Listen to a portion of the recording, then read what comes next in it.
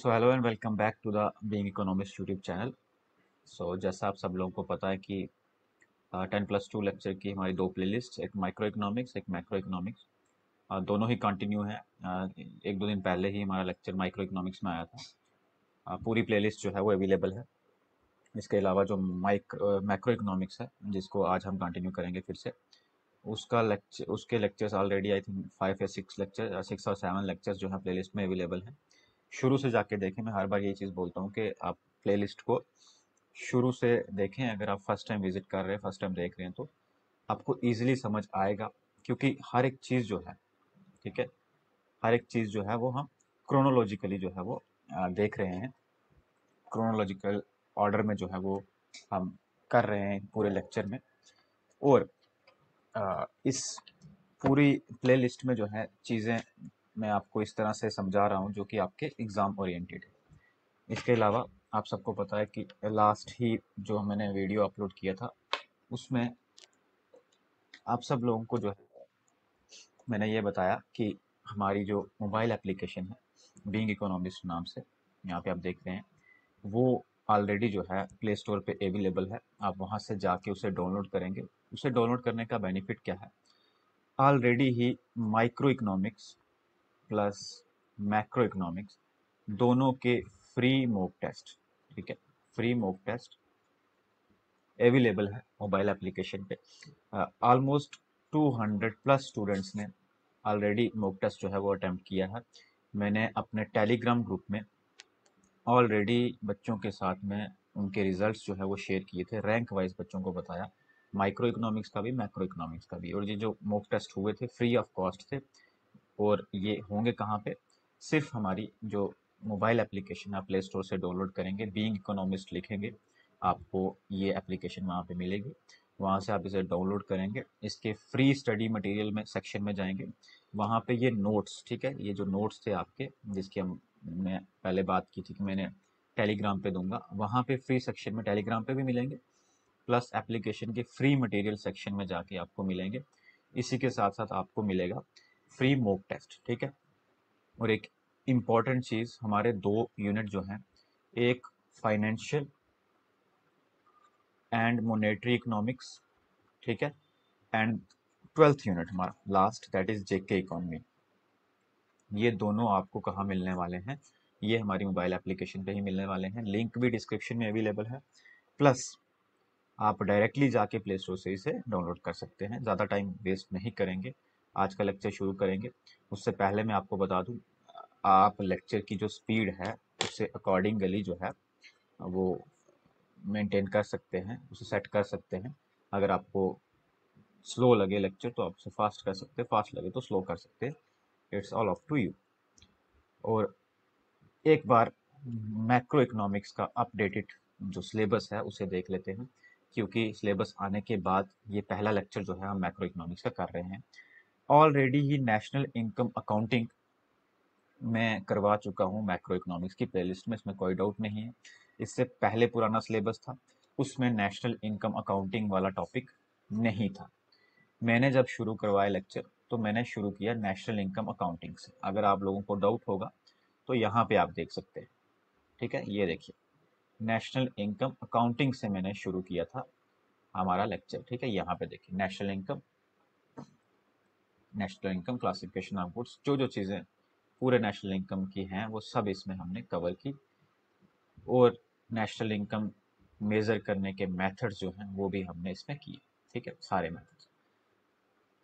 तब ये जो पर्टिकुलर टॉपिक था ये आपके सिलेबस में नहीं था, फिर भी मैंने स्टार्ट किया था, क्योंकि ये टॉपिक इम्पोर्टेंट था। कहीं ना कहीं मुझे ये था कि ये टॉपिक ऐड किया जाएगा, और इस टॉपिक को ऐड कर दिया गया है। फर्स्ट टॉपिक ही आपको दिखेगा नेशनल इनकम अकाउंटिंग और नेशनल इनकम आइडेंटिटीज। बहुत ही अच्छे से समझाया है, यानी एनएनपी क्या है, जीडीपी क्या है, जीएनपी क्या है, ये सारी चीज़ें आइडेंटिटीज में आती हैं। इसके लेक्चर पड़े हुए हैं, मैं फिर से आपको बोलूँगा। अगर आप सच में इस एग्ज़ाम के लिए सीरियसली प्रिपेयर कर रहे हैं तो प्लेलिस्ट को शुरू से देखें। प्लेलिस्ट का फुल लिंक जो है डिस्क्रिप्शन में अवेलेबल है। चीज़ें अच्छे से समझ लें। Theory of output and employment, classical versus Keynes, starting में ही, शुरू में ही मैंने आपको ये टॉपिक करवा दिया था। यहाँ पे देखेंगे क्लासिकल वर्सेस कीन्स, ठीक है, और ये क्लासिकल वर्सेस कीन्स, ठीक है, और हमारी थ्योरी ऑफ इनकम एम्प्लॉयमेंट, यहाँ पे आप देखेंगे ये classical theory of output and employment. अच्छे से इसको मैंने आपको बताया, यानी जो जो टॉपिक कवर किए हैं वो मैं आपको बता रहा हूँ, ठीक है। ये टॉपिक भी मैं करवा चुका हूँ, बहुत अच्छे से हमने से किया। क्लासिकल मॉडल्स, यहाँ पे दो थॉट्स या दो स्कूल्स जो हैं वो रह गए हैं, एक मोनेटरिस्ट और एक new classical. New classical basically आपको अलग से नहीं पढ़ना, इसमें आपको ये ISLM मॉडल और क्लोज्ड एंड ओपन इकोनॉमी के बारे में पढ़ना है, यानी पूरा ISLM मॉडल पढ़ना है, जो मैं अच्छे से आपको करवाऊंगा।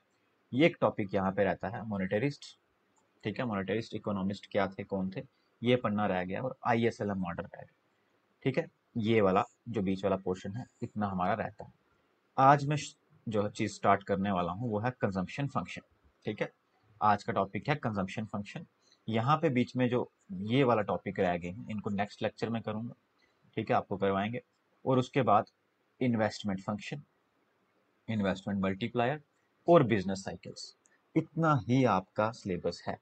बट जितना ये सामने आपके लिखा है इसके ऊपर आप नहीं जाएंगे। जो जो चीज़ें मैं कवर करवाऊंगा एज पर माई एक्सपीरियंस, जो एग्ज़ाम मैंने दिया, क्योंकि JKPSC का ही एग्ज़ाम था असिस्टेंट प्रोफेसर जो मैंने क्वालिफाई किया था, तो उसके अकॉर्डिंग ही मैं आपको ये चीज़ें करवा रहा हूँ, ठीक है। तो आपको बिल्कुल स्टिक नहीं रहना है इन टॉपिक्स पे, इसके बाहर से भी क्या क्वेश्चन आ सकता है ये सारी चीज़ें मैं करवाऊंगा। ज़्यादा टाइम वेस्ट नहीं करेंगे। अगेन आपको मैं एक चीज़ बता दूं कि आप टेलीग्राम पे भी हमें ज्वाइन कर सकते हैं, सारे अपडेट्स वहीं पे आते हैं, चाहे ऐप्स की बात, कोई ऐप की बात हो, मॉक टेस्ट की बात हो, सब चीज़ें आपको वहाँ पे देखेंगे। आप इंस्टाग्राम पे भी कोई आपको पर्सनल क्वेश्चन हो तो आप पूछ सकते हैं। नाउ आज का हमारा टॉपिक काफ़ी इंटरेस्टिंग टॉपिक है, आराम से मैं आपको पढ़ाऊँगा और आपसे आराम से समझे कि ये टॉपिक क्या कहता है, ठीक है। टॉपिक का नाम है कंजम्पशन फंक्शन। टॉपिक दिया किसने है? अगेन टॉपिक दिया है JM Keynes, John Maynard Keynes ने। टॉपिक जब उन्होंने दिया तो उन्होंने कोई अलग से थ्योरी नहीं दी या इसको अपना कोई नाम नहीं दी। जब उन्होंने टॉपिक दिया कंजम्पशन फंक्शन या उन्होंने इसकी डिस्कशन की अपनी बुक में, तो इसी कंजम्पशन फंक्शन से एक उनके नाम पे एक थ्योरी निकल के आ गई, जिसको हम लोगों ने नाम दिया एब्सल्यूट इनकम हाइपोथेसिस। क्या नाम दिया? एब्सल्यूट इनकम हाइपोथेसिस, ठीक है, या absolute income consumption theory. Consumption function जो है ये इंट्रोड्यूस किया JM कीन्स ने। जब इनको इस टॉपिक को इंट्रोड्यूस ही JM कीन्स ने किया तो उनके नाम पे एक थ्योरी भी है जो आपको सिलेबस में नहीं मिलेगी, बट जब वहाँ सिलेबस में मेंशन है कंजम्पशन फंक्शन तो मतलब इस थ्योरी को पढ़ना ही पढ़ना। हालांकि इसके बाद की 3 थ्योरीज को मेंशन किया गया है। कंजम्पशन फंक्शन में टोटल 4 थ्योरीज आपको पढ़नी है। पहली चीज, सबसे पहली एब्सल्यूट इनकम हाइपोथेसिस, दूसरी रिलेटिव इनकम हाइपोथेसिस, कौन सी? रिलेटिव, ठीक है, रिलेटिव इनकम हाइपोथेसिस। तीसरी परमानेंट परमानेंट इनकम हाइपोथेसिस। और फोर्थ लाइफ साइकिल, फोर्थ क्या है? Life cycle hypothesis. ये 4 आपको जो है थ्योरीज पढ़नी है, जिनमें से फर्स्ट वाली थ्योरी मेंशन नहीं है बट आपको पढ़नी है, क्योंकि कंजम्पशन फंक्शन अपने आप में ही ये फर्स्ट थ्योरी ही है। जो जो चीज़ें आप कंजम्पशन फंक्शन में पढ़ोगे आप ये समझ लो कि आप एब्सोल्यूट इनकम हाइपोथेसिस ही पढ़ रहे हो। अंडरस्टूड? तो इसे कुछ अलग से नहीं पढ़ना। हाँ, एक दो टॉपिक अलग से पढ़ने हैं, वो मैं आपको बताऊंगा कौन से हैं, कैसे पढ़ने हैं, ठीक है। अदरवाइज इसके अलावा सेकंड, थर्ड और फोर्थ थ्योरीज एक थ्योरी का एक लेक्चर में बनाऊंगा। आज की थ्योरी में कंजम्पशन फंक्शन भी कवर होगा और कुछ हद तक एब्सोल्यूट इनकम हाइपोथेसिस भी कवर हो जाएगा। अंडरस्टूड? नाउ ध्यान से समझे, कंजम्पशन फंक्शन क्या है? एक रिलेशनशिप है between consumption and national income. इससे पहले मैंने आपको डिमांड के बारे में पढ़ाया था माइक्रो इकोनॉमिक्स में ही, मैक्रो इकोनॉमिक आई थिंक, हाँ माइक्रो इकोनॉमिक्स में, जिसमें आपने पढ़ा था डिमांड फंक्शन के बारे में, है ना, या डिटर्मिनेंट्स ऑफ डिमांड, आपको याद होगा डिटर्मिनेंट्स ऑफ डिमांड, जिसमें आपने देखा कि ये जो प्राइस है, डिमांड है, ये फंक्शन है किसका? प्राइस का, ठीक है। याद होगा आपको कि ये डिमांड किससे इन्फ्लुएंस होती है, किससे डिटरमाइन होती है? प्राइस से, प्राइस ऑफ रिलेटेड गुड से, इनकम से, एक्सपेक्टेशन से, taste and preferences of consumer, याद है ना आपको, इस तरीके की चीजें हमने इसमें पढ़ी थी। इसी तरह एक कंजम्पशन किस तरह डिटरमाइन होती है, ये कीन्स ने हमें बताया। और ये एक रिलेशनशिप है किसके बीच में, कंजम्पशन और इनकम के बीच में। इसका मतलब कहीं ना कहीं कंजम्पशन फंक्शन होगी किसका, इनकम का। यहाँ पे आप देखेंगे भी ये लिखा हुआ है कि कंजम्पशन फंक्शन है इनकम का। यानी फंक्शन है इनकम का मतलब कि कंजम्पशन हमारी कम या ज़्यादा होती है जब हमारी इनकम कम या ज़्यादा होगी, है ना। इनकम्स बढ़ेंगी तो कंजम्पशंस भी बढ़ेंगी, कंजम्पशन इनकम्स कम होंगी तो कंजम्पशन भी कम होंगी। यही चीज़ बेसिकली यहाँ पे लिखा हुआ है, देखिए। इट वाज लिखा है, it was introduced by J.M. Keynes and represents the willingness of household to purchase goods and services at a given income level during a given period of time. एक particular time पे आप कितनी चीज़ों को consume कर रहे हैं, वो क्या है, आपका कंजप्शन फंक्शन है। और जितनी चीज़ों को आप कंज्यूम करेंगे उसके ऊपर आपको इनकम भी स्पेंड करेंगे, तो वो क्या है, आपकी consumption function. It represent C is equal to F and Y, where C is consumption, Y is national income, F is functional relationship, जो मैंने आपको ऑलरेडी यहाँ पे बता दिया। द कंजम्पशन फंक्शन जो है ये एक साइकोलॉजिकल कंसेप्ट भी है जो हमें बताता है कि इनकम लेवल, कंजम्पशन लेवल्स क्या होंगे डिफरेंट इनकम लेवल में एक इकोनॉमी के अंदर। हालांकि ये सिर्फ एक साइकोलॉजिकल कंसेप्ट नहीं है, ये कुछ सब्जेक्टिव कंसेप्ट से भी इन्फ्लुएंस होता है, जैसे कंज्यूमर की हैबिट, प्रेफरेंस। ये नहीं, हम ये नहीं बोल रहे, हम यानी कीन्स ये नहीं बोल रहे कि कंजम्पशन सिर्फ और सिर्फ इनकम से ही इन्फ्लुएंस होगी या डिटरमाइन होगी। इसके पीछे कुछ और सब्जेक्टिव रीजंस भी हैं जो हम लेक्चर में डिस्कस करेंगे, जैसे कंज्यूमर की हैबिट। आपको जो चीज़ लेने की, जो चीज़ खाने की आदत है, मार्केट से लेने की आदत है, आप उसे ज़्यादा कंज्यूम करेंगे, वो भी हमारी कंजम्पशन को इन्फ्लुएंस करेगी। प्रेफरेंसेस, आप किस चीज़ पे ज़्यादा प्रेफरेंस देते हैं, इसके ऊपर भी डिपेंड करता है कि हमारी कंजम्पशन कितनी हो। अंडरस्टूड। सिर्फ इनकम ही ओनली डिटर्मिनेंट नहीं है। इतनी चीज़ हमें अभी तक समझ आई इस स्लाइड से। नाउ इस पूरी स्टोरी से मैं सीधा आपको थ्योरीज पे भी लेके जा सकता था, बट मैंने वो ठीक नहीं समझा, क्योंकि आपको इसका बैकग्राउंड जो है वो पता होना चाहिए, ठीक है। नाउ अब चीज़ें समझे, ध्यान से देखें कि इस कंसेप्ट को कब लाया गया।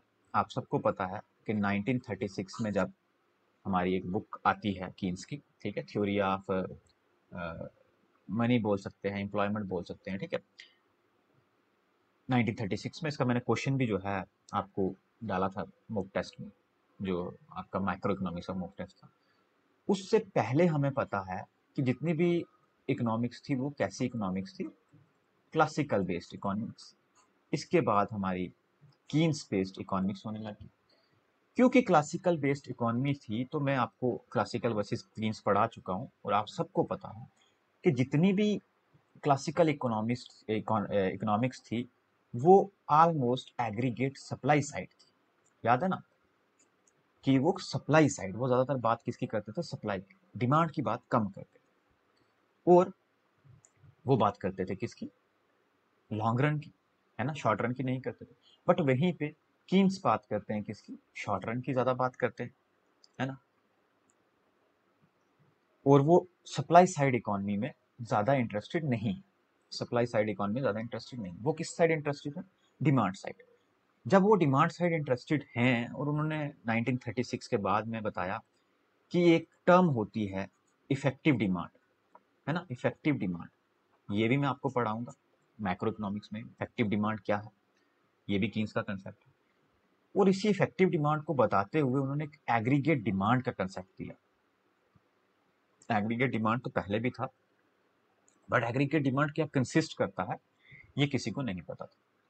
उन्होंने बोला कि एग्रीगेट डिमांड सी प्लस आई से बना है, ठीक है। हालांकि इसमें अभी मैं दो चीज़ें और नहीं जोड़ रहा हूँ, जैसे कि जी प्लस एक्स माइनस एम, ठीक है। इसको मैं अभी साइड पे रख रहा हूँ क्योंकि ये हमारे सिलेबस में नहीं है, मतलब है तो, बट करंटली मैं इस पे आपको डाइवर्ट नहीं करूँगा। एग्रीगेट डिमांड में सी और आई होता है, यानी हमारी डिमांड जो है वो किससे बनती है, कंजम्पशन से, ये लिखा सी, या फिर इन्वेस्टमेंट से।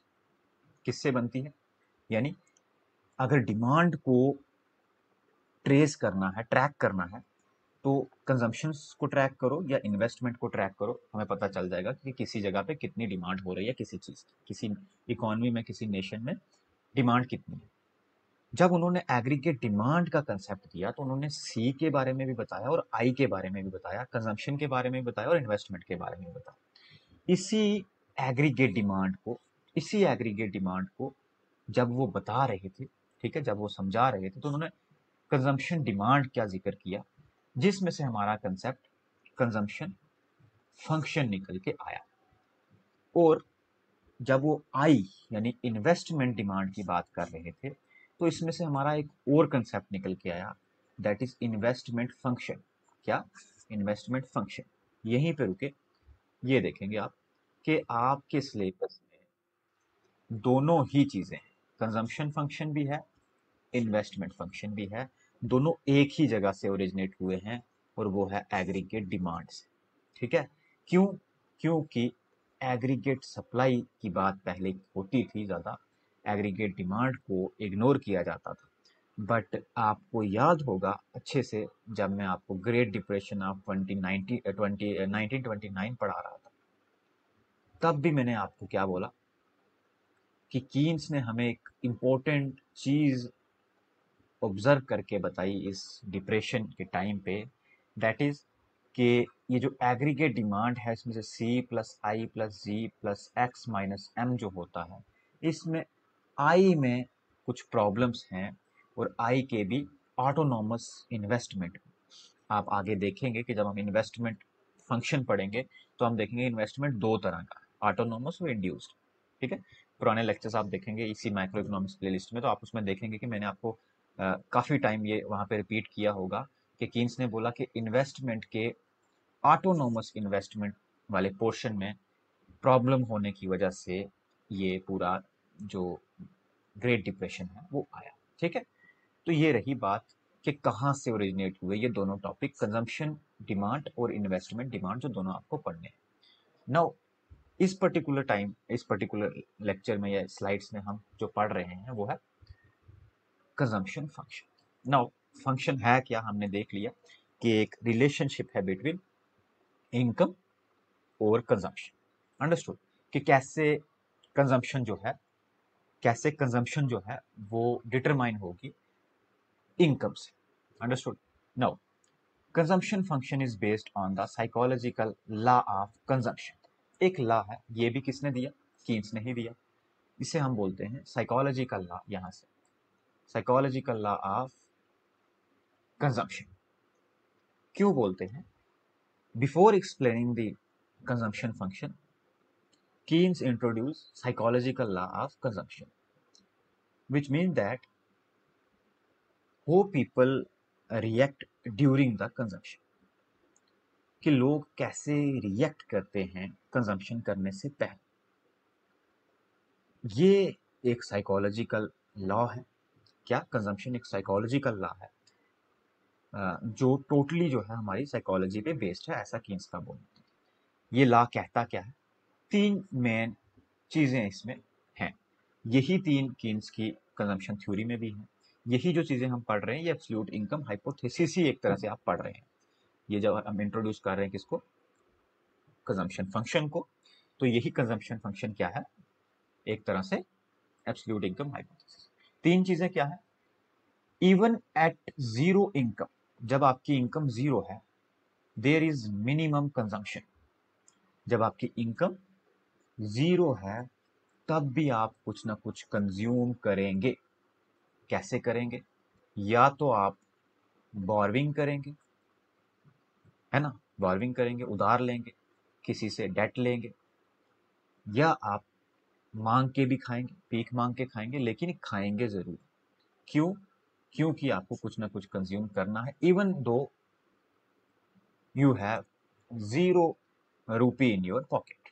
अंडरस्टूड? नाउ इस तरह की कंजम्पशन को हम कहते हैं ऑटोनॉमस कंजम्पशन।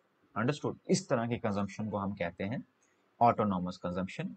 मैं इसको यहाँ पे मेंशन कर रहा हूँ ए, क्योंकि आगे मैं इसको ए से मेंशन भी करूँ। इसे हम ए से मेंशन करते हैं, या कभी कभी सी अंडर ए जो है हम लगा देते हैं। Understood. Which is required for survival need of people, जैसे मैंने बोला मांग के भी खाना पड़ेगा तो खाएंगे लोग, क्योंकि क्या है, survival need of people. Understood, इतनी चीज समझ आती है, एक पॉइंट। दूसरा पॉइंट क्या कहता है साइकोलॉजिकल लॉ ऑफ कंजम्पशन का, मैं ऊपर चला जाऊं यहाँ पे, ठीक है। दूसरा पॉइंट क्या कहता है, consumption increases with the increase in income. इतनी चीज हमें समझ आती है, हम ऑलरेडी पढ़ चुके हैं। कंजम्पशन अगर फंक्शन है इनकम का, तो it is obvious that consumption increases with the increase in income. No doubt, इसको एक्सप्लेन करने की भी जरूरत नहीं। Third, the rate at which incomes increases is more than the rate of increase in consumption. Most important point that जितनी incomes आपकी बढ़ेंगी, suppose that you have 100 rupees in your pocket, जिसमें से आप 80 रुपी कंज्यूम करते थे।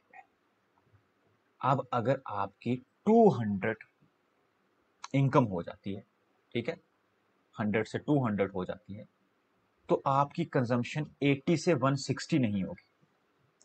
इनकम कितनी बढ़ी, 100%, कंजम्पशन भी 100% नहीं बढ़ेगी।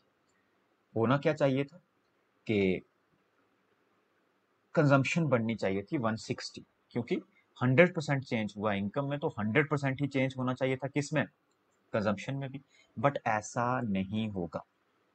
हो सकता है कंजम्पशन आपकी बढ़े 120, हो सकता है कंजम्पशन बढ़े 20। Totally depends on psychological law of consumption, depends on people's psychology, how much they actually ready to spend on consumption and how much they ready to save। अब ये जो मैं how much यूज कर रहा हूं, इस how much को बोलते हैं प्रोपेंसिटी, प्रोपेंसिटी टू कंज्यूम। क्या बोलते हैं, propensity to consume, propensity to consume, कि मैं बढ़ी हुई इनकम का कितना खर्चा करना चाहता हूं, बढ़ी हुई इनकम का कितना खर्चा करना चाहता हूं। यही चीज मैं आपको आगे पढ़ाने वाला हूं, propensities to consume.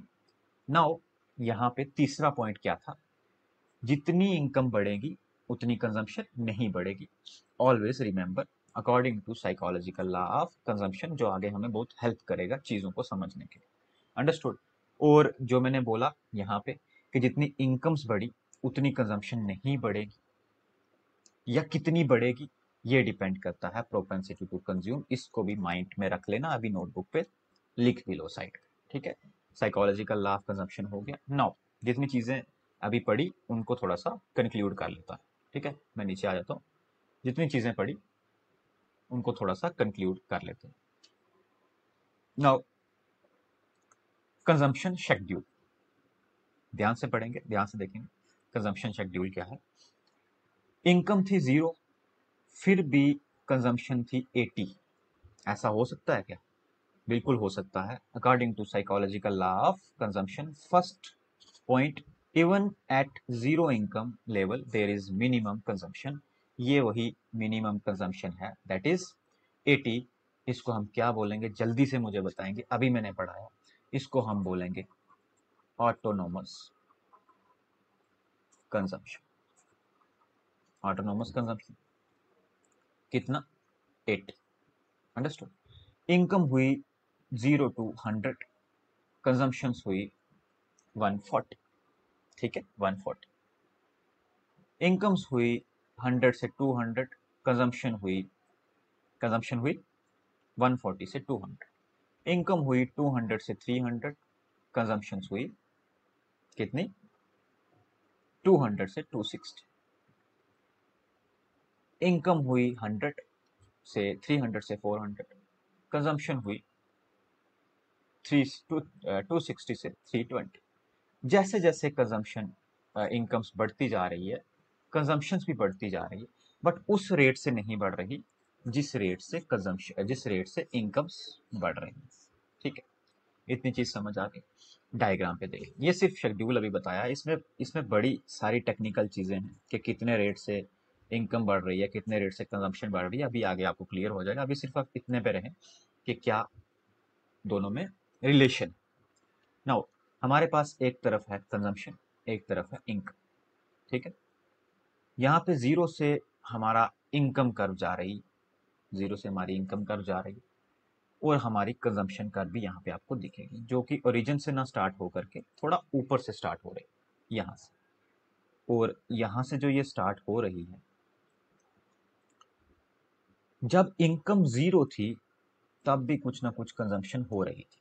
Consumption sides इस साइड से हो रही है ना कुछ कंजम्पशन, जब इनकम बिल्कुल जीरो है।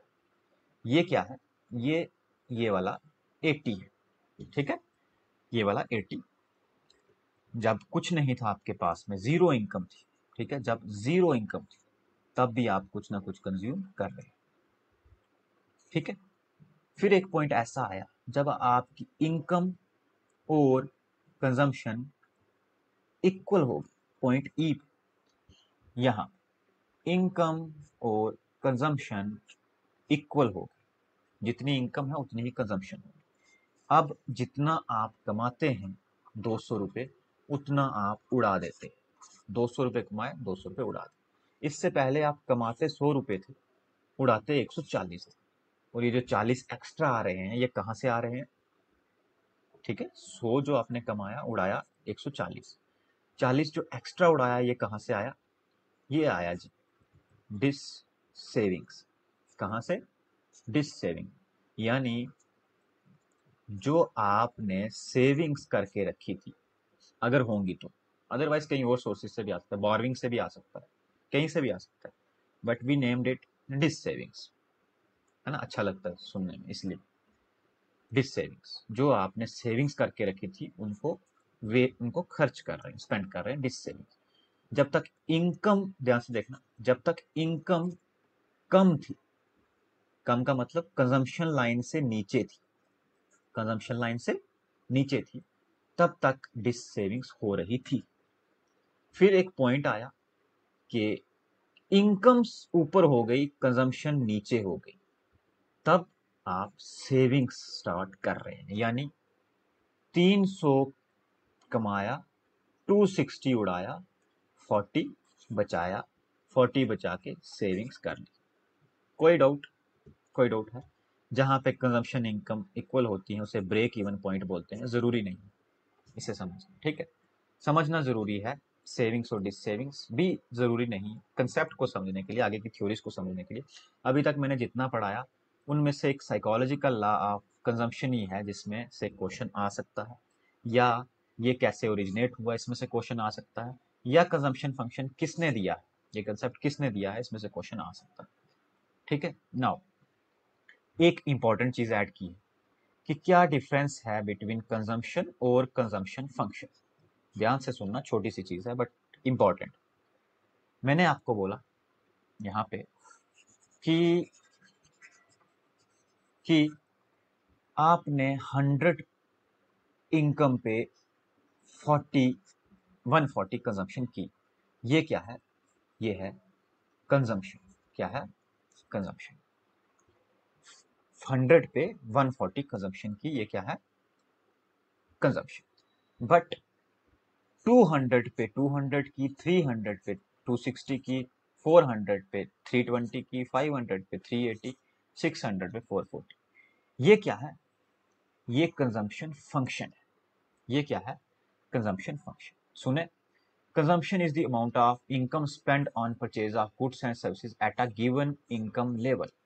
एक 100 पे, 200, 220, 120, कोई भी एक levelling. However, consumption function is the schedule which show consumption expenditure at different income levels। यानी यही चीज, डिफरेंट इनकम लेवल पे आपने कैसे कंजम्पशन की हो। अंडरस्टूड, छोटा सा कंसेप्ट है, जरूरी था। ठीक उसी तरह से जैसे डिमांड एंड क्वांटिटी, डिमांड समझाया था मैंने आपको, डिमांड, यहाँ पे एक minute, demand and quantitative, quantitative या क्वांटिटी डिमांडेड, क्वांटिटी डिमांडेड, है ना, ये समझाया था। कि डिमांड एक पॉइंट नहीं, डिमांड अलग अलग प्राइसेस पे और क्वांटिटी डिमांडेड एक प्राइसेस पे, ठीक उसी तरह से कंजम्पशन और कंजम्पशन फंक्शन। अब actual topic, propensities to consume, यानी इनकम का कितना खर्च किया जाए ये किस चीज पे डिपेंड करता है या किस चीज से पता चलता है। सबसे पहला है एवरेज प्रोपेंसिटी टू कंज्यूम। क्या है एवरेज प्रोपेंसिटी टू कंज्यूम? ध्यान से सुने, इसको मैं थोड़ा और कर लूँ, ठीक है, मैं ऊपर चला जाता हूँ यहाँ पे। एवरेज प्रोपेंसिटी टू कंज्यूम लिखा है, it is the ratio of consumption expenditure to the corresponding income level. The formula to determine average propensity to consume is average propensity to consume is equal to consumption divided by income. क्या है? एक ratio है consumption expenditure की उसके सामने वाली income level. ठीक है, क्या है? एक रेशियो है क्या? कंजम्पशन एक्सपेंडिचर की उसके सामने वाले इनकम की, जैसे कि C डिवाइडेड बाय Y, यानी 140 डिवाइडेड बाय 100 मतलब 1.4। क्या निकल के आ गया? क्या निकल के आ गया? APC, है ना? APC क्या है? जब आप कंजम्पशन को डिवाइड करते हैं इनकम से, सिंपल, बट कौन सी कंजम्पशन? याद रखना हमेशा एक पॉइंट वाली कंजम्पशन, 2 पॉइंट वाली या 3 पॉइंट वाली नहीं, 1 पॉइंट वाली। इस 2 या 3 का क्या मतलब है अभी समझाऊंगा मैं। लिखा क्या है पहले वो समझो।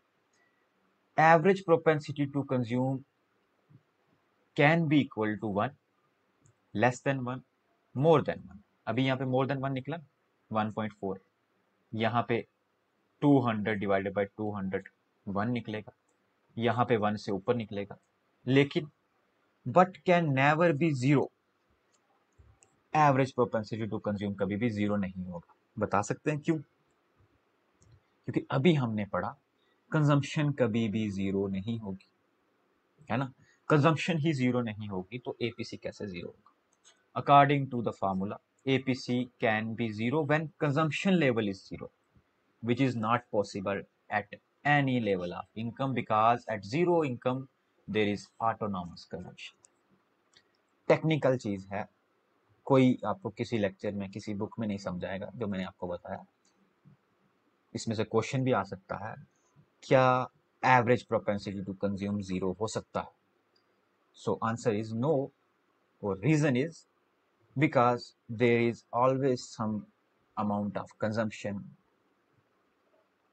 किसकी type? With the type of autonomous consumption. Understood? Second type है प्रोपेंसिटी टू कंज्यूम की, मार्जिनल। जब से मैं आपको पढ़ा रहा हूं मैं हर बार आपको एक चीज बोलते आया हूं कि मार्जिनल का मतलब है एडिशनल। याद है आपको? एडिशनल, है ना? पर यूनिट, है ना? अभी मैंने आपको बोला एवरेज प्रोपेंसिटी टू कंज्यूम का मतलब है एक पॉइंट पे, लेकिन मार्जिनल प्रोपेंसिटी टू कंज्यूम का मतलब है 2 पॉइंट के बीच में। 2 पॉइंट के बीच में मतलब 100 से जब 200 पे गए और 400 से 200 पे गए तो दोनों के बीच में जो चेंज हुआ, मेरे वर्ड्स पे फोकस करेंगे, चेंज हुआ, कंजम्पशन में जो चेंज हुआ और इनकम में जो चेंज हुआ, उसे बोलेंगे मार्जिनल प्रोपेंसिटी टू कंज्यूम। पढ़ भी लेते हैं एक बार। It is the ratio of change in the consumption expenditure to the change in total income. In simple term, marginal propensity to consume proportion of changes या change in income that is spent on consumption. The formula है marginal propensity to consume is equal to change in C divided by change in Y. ये जो triangle मैंने बनाया, delta बनाया, इसका मतलब है चेंज। ठीक है, क्या मतलब है?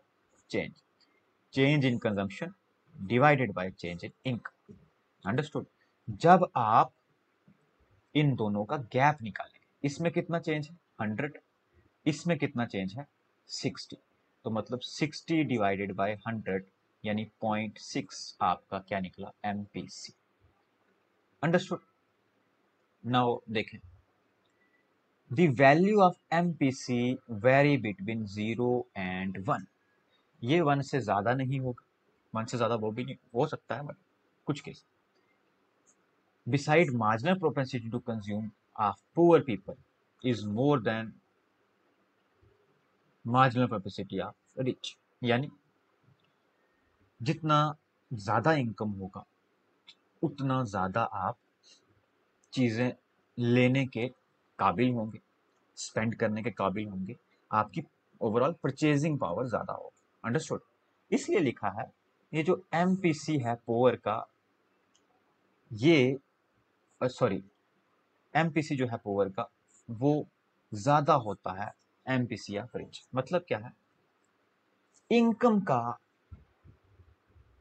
ज्यादा पोर्शन कंजम्पशन पे जाता है। याद होगा आपको, मैंने पीछे आपको बताया कि जब हमारी कुछ 100 से 200 इनकम बढ़ेगी तो हम हो मच, मैंने बोला कितना हम कंजम्पशन पे लगाएंगे उसको हम प्रोपेंसिटी टू कंज्यूम बोलते हैं। उसी में से एक मार्जिनल प्रोपेंसिटी टू कंज्यूम, कि कितना हम अपनी इनकम का कंजम्पशन के ऊपर स्पेंड करेंगे। ये पुअर का ज्यादा क्यों लिखा है रिच से, क्योंकि पुअर की इनकम का ज्यादा पोर्शन कंज्यूम होता है और कम पोर्शन सेव होता है।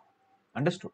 लेकिन रिच की इनकम का ज्यादा पोर्शन सेव होगा कंपेरेटिवली, कंजम्पशन के comparatively. It is because the poor spend more of their increased income on consumption, कोई doubt, as most of their basic needs are not yet fulfilled, क्योंकि वो अभी अपनी चीजों को फुलफिल कर रहे हैं, उनकी नीड्स अभी पूरी नहीं।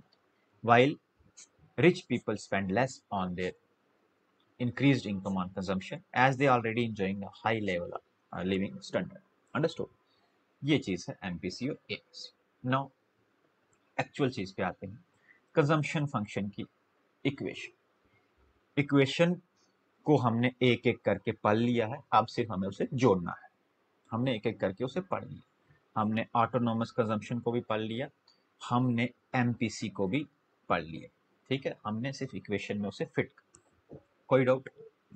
नाउ एक चीज मैं फिर से आपको बता दूं, एमसीक्यू जितने हो सके उतने अटेम्प्ट करो, जितने मॉक टेस्ट हो सके। मैं ये नहीं बोल रहा कि हमारी ऐप पे ही जाके आप अटेम्प्ट करें, जहां से मिले वहां से अटेम्प्ट करें, बट हमारी एप्लीकेशन पे, अपनी जो हमारी एप्लीकेशन है उस पे, मोबाइल ऐप पे आपको free of cost mock test मिल रहे हैं। अभी तक तो फ्री ऑफ कॉस्ट में प्रोवाइड करवा रहा हूँ, किसी जगह पे आपको नहीं मिलेंगे। फर्स्ट क्लास आपको, फर्स्ट क्लास एमसीक्यूज हैं, एक्सपेक्टेड एमसीक्यूज हैं। मोस्ट ऑफ द एमसीक्यूज जो हैं वो पीवाईक्यू के मैंने लिए हैं, यूजीसी नेट के हो गए, एपी का जो एग्जाम हुआ उसके हो गए, इससे पहले जो लेक्चर का एग्जाम हुआ उसके हो गए, अदर स्टेट्स के लेक्चर के एग्जाम हो गए, पीजीटी हो गया, टीजीटी, सबके एमसीक्यूज हैं। आप वहाँ पे जाके अटेम्प्ट करें। ठीक है, ऐप डाउनलोड कर लें। मैं फिर से बता दूं, 2 कोर्सेज वहाँ पे आएंगे और मॉक टेस्ट तो ना जाने कितने अभी मैं वहाँ पे दूंगा। ठीक है, नाउ फाइनल जो इक्वेशन बनी हमारी कंजम्पशन फंक्शन की, वो बनी C is equal to A plus B Y. ठीक है, ब्रैकेट में आप रख सकते हैं, आपकी मर्जी। A मतलब ऑटोनॉमस कंजम्पशन, B मतलब एमपीसी, एमपीसी भी बोल सकते हो या इंड्यूस्ड कंजम्पशन भी बोल सकते हैं। यानी ऐसी कंजम्पशन जो बढ़ती है, जो बढ़ती है, ध्यान से सुनना, इनकम के बढ़ने से। ऑटोनॉमस कंजम्पशन कौन सी थी?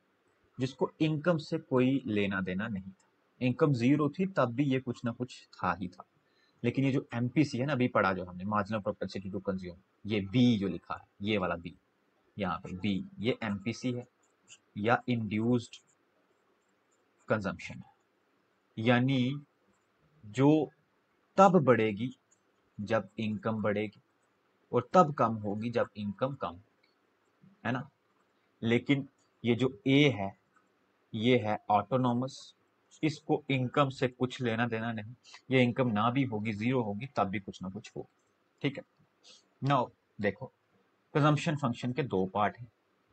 एक, जब इनकम जीरो होगी तब भी यहाँ पे कुछ ना कुछ कंजम्पशन हो रही होगी, उसका नाम है ऑटोनॉमस, पढ़ चुके हैं। और एक है जब इंक्रीज होगा, इनकम बढ़ेगी, तब कुछ कंजम्पशन बढ़ेगी, तब कुछ कंजम्पशन बढ़ेगी। बट ये जो है कंजम्पशन बढ़ने का रेट, ये वो नहीं होगा जिस रेट से इनकम बढ़ेगी। ये तो हम पहले ही पढ़ चुके हैं साइकोलॉजिकल लॉ कंजम्पशन में। जिस रेट से इनकम्स बढ़ेंगी उस रेट से कंजम्पशन नहीं बढ़ेगी, वही चीज यहाँ पे लिखी है। और इसको हम बोलते हैं मार्जिनल प्रोपेंसिटी टू कंज्यूम, और बी लिखा है बीच में, which show consumption expenditure C change when there is change in income, there is a part of consumption is called induced consumption. ये है बी। ठीक है, इतनी चीज समझ आ गई। इस वाले इक्वेशन को माइंड में रट लें, क्योंकि इसमें से न्यूमेरिकल क्वेश्चन भी आते हैं, थियोरेटिकल क्वेश्चन भी आते हैं। C is equal to B, sorry, A plus B Y. ठीक है, आज ही रट लें। जितनी चार थ्योरीज पढ़ाऊंगा ना, इसी इक्वेशन से ही सारी क्लियर होंगी। ध्यान से इसको आज ही याद रखें। इसी इक्वेशन में से किस तरह के क्वेश्चन आते हैं, एक न्यूमेरिकल क्वेश्चन भी यहाँ पे दिया है, वो भी आप देख लें। क्या दिया है कि अगर सी हमारा, सॉरी, ए हमारा ऑटोनोमस कंजम्पशन 50 करोड़ हो, एमपीसी यानी बी हमारा 80 हो, और हमारा इनकम लेवल 100 हो, तो कंजम्पशन को फाइंड आउट करें। हमें इक्वेशन पता है, C is equal to B plus, यार बी क्यों, A plus B Y. A क्या था 50, बी क्या था 0.80, वाई क्या था 100। सी को फाइंड आउट करना था। इसी तरह का न्यूमेरिकल आता है। ठीक है, इसी तरह का एग्जैक्टली। कोई चीज मिसिंग भी होगी, वो कैसे न्यूमेरिकल करना है वो मैं आपको बताऊँ। कितना हो गया, सी इज इक्वल टू 50, 80 को ब्रैकेट ओपन करके 100 से मल्टीप्लाई किया तो आ गया 0.80 को, तो आ गया 80, 80 को 50 से प्लस किया तो आ गया 130 करोड़। तो सी कितना निकल के आया, 130 करोड़। एग्जैक्टली इसी तरह का क्वेश्चन एग्जाम में न्यूमेरिकल पूछा जाता है। कभी कभी बी को मिसिंग रखा जाता है, इसकी जगह पे मल्टीप्लायर की वैल्यू, इसकी जगह पे मल्टीप्लायर की वैल्यू दी जाती है। पहले आपको मल्टीप्लायर फाइंड आउट करना होता है। जब मल्टीप्लायर निकल जाता है तो फिर बी यानी एमपीसी हम निकालते हैं। फिर एमपीसी निकालने के बाद इसे इस इक्वेशन में फिट करते हैं। और ये जो मल्टीप्लायर में बोल रहा हूँ, ये कोई ज़्यादा दूर का टॉपिक नहीं है, ये बिल्कुल पास का टॉपिक है। ये आने वाला है आपके फेस के सामने अभी कुछ लेक्चर्स के बाद में। यहाँ देखो मल्टीप्लायर, ठीक है, इसकी वैल्यूज निकाल के हम इसमें फिट करते हैं और अपनी कंजम्पशन की वैल्यू निकालते हैं। न्यूमेरिकल के क्वेश्चन बहुत ज़्यादा इसमें से पूछे जाते हैं। Now Keynes function as can be written as, यानी इसको आप ऐसे भी लिख सकते हो, consumption function, consumption function can be written as, या Keynes function, Keynesian function written as, या consumption function as written as. मतलब जो चीज़ें पीछे पड़ी वो कीन्स ने ही बताई हैं, तो ये कीन्स का ही कंजम्पशन फंक्शन है, और ये कीन्स की ही एक्चुअल में थ्योरी। कैसे लिखा जाता है, ठीक उसी तरह से जो अभी हम पढ़ के आए, C is equal to A plus B Y, consumption is equal to autonomous plus marginal propensity to consume into income. क्या क्या स्टैंड करता है हमें पता है। हमारे लिए इंपॉर्टेंट है डायग्राम। ध्यान से समझेंगे जो मैं बताऊंगा उस चीज को, ध्यान से। इस तरफ है कंजम्पशन एक्सपेंडिचर, इस तरफ है इनकम, ठीक उसी तरह जो पीछे एक डायग्राम बनाई थी। बीच वाली लाइन है आपकी इनकम लाइन। ठीक है, ध्यान से समझना, इनकम लाइन। अगर मैं इस कंजम्पशन लाइन को, यहाँ पे आपको कंजम्पशन लाइन भी दिख रही है ठीक उसी तरह जो पहली डायग्राम में थी, ठीक है, कोई प्रॉब्लम इसमें, कोई प्रॉब्लम नहीं है। ये इनकम लाइन है, मैं उसको वाई लिख देता हूँ। अगर 1 मिनट के लिए मैं इस सी वाली लाइन को यहाँ से रोटेट करूँ, ठीक है, यहाँ से रोटेट करूँ, 1 मिनट, इसका कलर मैं येलो कर रहा हूँ, यहाँ से रोटेट करूँ, कहाँ गया, हाँ ये, यहाँ से रोटेट करूँ और यहाँ पे ऊपर इसके फिट कर दूं, बिल्कुल इसको यहाँ से रोटेट करके इसके ऊपर फिट कर, तो क्या होगा, तो ये वाली लाइन यहाँ से मिट जाएगी, सी वाली मिट गई, और वाई वाली लाइन के ऊपर आ गई। मतलब कि अब कोई भी ये वाला पार्ट नहीं है, ये वाला पार्ट नहीं है मतलब, फिर से इसको रेड करने दो, दिख नहीं रहा, ये वाला पार्ट नहीं है मतलब दोनों लाइंस यहां से जा रही हैं जीरो से। इसका मतलब मुझे कोई बता सकता है? इसका मतलब आप मुझे कमेंट करके ज़रूर बताएं, ठीक है? जो जो भी वीडियोस यहाँ तक देखेंगे, पूरी वीडियो देखेंगे, जो एक्चुअल में तैयारी कर रहे हैं, वो मुझे बताएंगे कि इसका मतलब क्या है।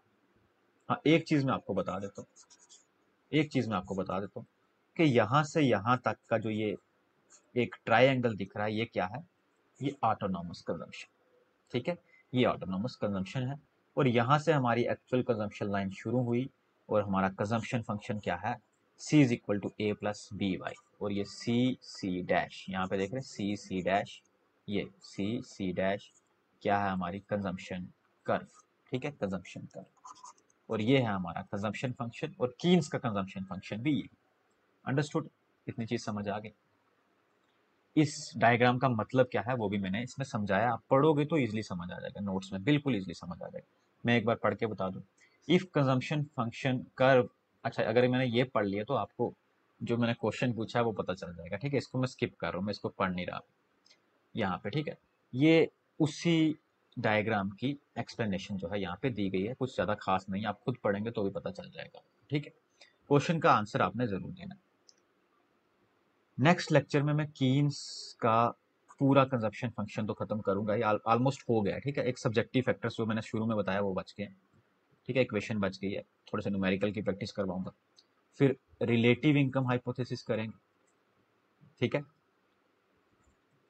परमानेंट हाइपोथेसिस, इनकम हाइपोथेसिस, और लाइफ साइकिल, तीन लेक्चर में तीनों खत्म करेंगे, फिर आ जाएंगे इन्वेस्टमेंट फंक्शन। उसको तीन लेक्चर चार लेक्चर नहीं लगेंगे क्योंकि उसमें थ्योरीज नहीं है, एक दो लेक्चर में खत्म हो जाएगा, ठीक है? मैं आपको बता दूं कि अगर आप सीरियसली तैयारी कर रहे हैं, ठीक है, तो लेक्चर शुरू से देखें और पूरे देखें, आराम से देखें, नोट्स बनाएं, साथ में ऐप डाउनलोड कर लें, मॉक टेस्ट दें, ठीक है? फ्री ऑफ कॉस्ट में हर चीज़ आपको प्रोवाइड कर रहा हूँ। ये जो आपकी पीपीटी है ना, ये भी ऐप में मैं आपको फ्री ऑफ कॉस्ट जो है वो दे दूंगा, फ्री स्टडी मटेरियल वाले सेक्शन में, ठीक है? आप बस पढ़ें, अच्छे से तैयारी करें एग्जाम की। और ऐप में जिन बच्चों की ने डाउनलोड करके रखी है, वहाँ पे ना एक कोई उसका रिव्यू का कुछ होता है, वहाँ पे जाके रिव्यू ज़रूर दे दें आप, कैसा है, आपको वहाँ से कैसा पढ़ने को लगा, और कमेंट्स में भी ज़रूर बताया करेंगे क्लासेस कैसी हैं, कैसा आपको समझ आ रहा है या नहीं आ रहा, मेरे लिए नहीं, खुद के लिए, कि क्या चेंजेस आपको चाहिए, कुछ आवाज़ में हो, कुछ पीपीटीज में हो, या कुछ दिखे ना, तो हर चीज़ आप जो है वो शेयर कर सकते हैं कमेंट बॉक्स में, ठीक है? वीडियो को ज़रूर शेयर करें सबके साथ में, क्योंकि वैसे भी यूट्यूब में है, फ्री ऑफ कॉस्ट वीडियोस हैं, कोई ना कोई तो देखेगा ही। आप नहीं करेंगे तो भी देखेंगे, आप करेंगे तो ज़्यादा स्टूडेंट्स की हेल्प होगी। अगर मैं हेल्प कर रहा हूँ सबकी, तो आपका भी ये मुझे लगता है एक फेवर होना चाहिए कि सब तक ये वीडियोस जो है वो पहुँच सके। लाइक भी मैक्सिमम करें, अपकमिंग वीडियोस का वेट करें, अपनी तैयारी करते रहें। मेरे साथ टच में रहने के लिए ऐप डाउनलोड करके चैट सेक्शन पे ऑलरेडी बहुत सारे स्टूडेंट जो हैं चैट सेक्शन में मुझे मैसेजेस करते हैं, वहाँ पे आप डायरेक्टली मैसेज कर सकते हैं। मैंने उस दिन टेलीग्राम ग्रुप में भी बताया कि आप वहाँ पे जो मैसेज करते हैं वो सीधा मेरे पास आते हैं, चाहे मैं रिप्लाई करूँ ना करूँ, पर मैं पढ़ उन्हें ज़रूर लेता हूँ। आपकी कोई भी क्वेश्चन क्वारी हो, ऐप डाउनलोड करें, उसके चैट सेक्शन में जाके मेरे से डायरेक्टली बात कर सकते हैं। Thank you.